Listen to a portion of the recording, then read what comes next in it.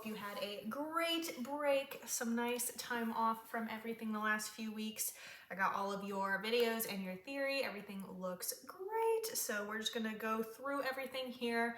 I do wanna remind you, I'm trying to get better at doing this in the beginning of these videos, but it will be really helpful if either you or even if your mom can help you with it to write down some notes as you watch this video, so that way it actually helps you remember as you're doing your practice during the week, everything that I mentioned.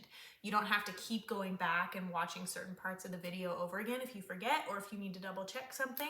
You kind of have your own notes to look back on, similar to the practice notes that I write out for you when you come here for your lessons. So that would probably be a good idea if you want to get set up with that before continuing here, but I'm just going to keep right on going here because you can pause at any time, right? All right, so we'll start with the note speller pages first. And everything you filled in on pages 4 and 5 was perfect. Nice job there. So for next time, we are going to go on to page 6. So I'm going to kind of walk you through this here for a second. So our first section on number 1 is very similar to some of the stuff, actually most of what's on this page is similar to what we were doing before. But the top section here, number 1, this is where they've given you a rhythm above a couple of measures, and they want you to copy the rhythm, but with a specific note. Now, this page is focusing on the space note A for treble clef. So in the second space of treble clef, we know that's A above middle C, right? So you'll only use those A's to copy out the rhythm there.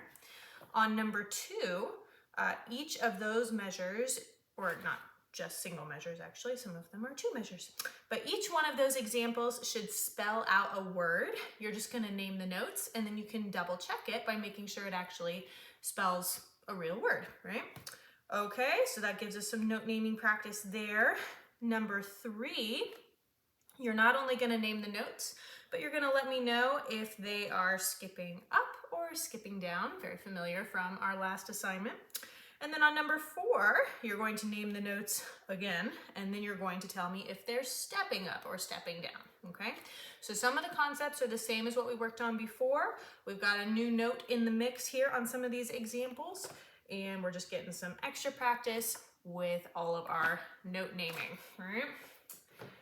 So that is the note speller. Okay, now the next thing I want to go over is actually something you didn't send me a recording for. We're going to start a new composition for this week. So I think for this week, what I want to do is I want you to see if you can come up with something that feels happy. Okay, and there's a lot of things that you could do with that, right? There's no specific framework that you need to make sure that you stay in. The only thing that I want you to make sure that you include is at least one section, and this could even be the whole song. It's really up to you. But at least one section, I want to have staccato notes with no pedal at all, okay? So we've done a really great job of including pedal and a lot of legato patterns in our compositions recently. Now we're going to kind of go the other direction. It doesn't have to be staccato the entire song unless you want it to be, but I want to make sure that we're including at least a portion of the song using staccato notes with no pedal, okay? And we're going for something that sounds or feels or makes you think of something happy, all right? All right, next, let's see. Let's go over Soccer Is My Favorite. This one sounds fantastic. So this has come together really, really nicely. We've got a nice steady tempo. It's all hands together, looking really confident when you play it. I don't really have anything to be working on with this one for this week. So what I'd like to do is see if we can maybe try to start memorizing it. Okay, so what you can do is just start small. If that feels a little intimidating, that's okay. What we can do is just try a little bit at a time, okay? So for example, when you practice it, maybe you play the whole song once all the way through with the music in front of you while you're comfortable with it. But after that, why don't you see if you can either cover up the page or set the book aside or just look somewhere else that's not the book, right? And see if you can remember how the first line goes. And if you can remember the first line, see if you can continue and remember the second line. If you get stuck, it's easy to just kind of check your book and then try it again, right? But that's kind of an easier way, just one line at a time, to see if you can remember more and more each time that you work on it. Eventually, we want to just get comfortable with being able to play the whole thing without needing to look at the book. But that may take a little bit of time, or it may come super fast, right? Either way, no worries at all. Just take it little by little if you're having some trouble with it, and then we will check on that together when you come back next week. Let's see. Why don't we go over swing and beat next? So this one, we just had the first page hands alone, and you put it hands together. Good for you. This one's looking great. Let me find it in the book here. There we go. Okay, so we've already got 2 lines together. Our rhythm is really nice on this one so far. Really good job paying attention to that. We got all of our B flats showing up where we want them to be. Looking very, very good. So the only thing that I want you to do just slightly differently for me this week is every time you get to the end of one of these lines, if you notice, the last note for your left hand is actually a staccato note, right? So right now we're holding on to this a little bit too long. We're treating it more like a half note than a staccato note. I want you, because when we did it hands alone, we had these wonderful, crisp, short staccato notes there for the left hand. So now we want to just bring that back in, even though it's hands together, okay? So if you can keep an eye out for that, the last note of each line for left hand, you're gonna play your note staccato there. So crisp and bouncy, not holding on to it or holding it out, okay? The other thing we're gonna do is go on a little bit. So we're gonna work on the next 2 lines of this hands alone for this week. I'm gonna have you go over this on your own, but the interesting thing here is that our melody actually changes hands. So the first 2 lines, our melody's in the right hand, right?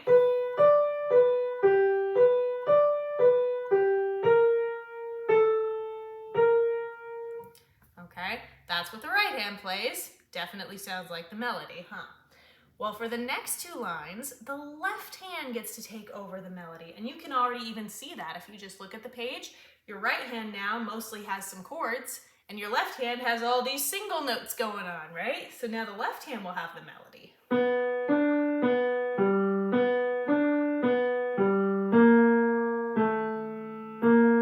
Well, that sounds familiar, doesn't it? So that's how your first line is going to sound.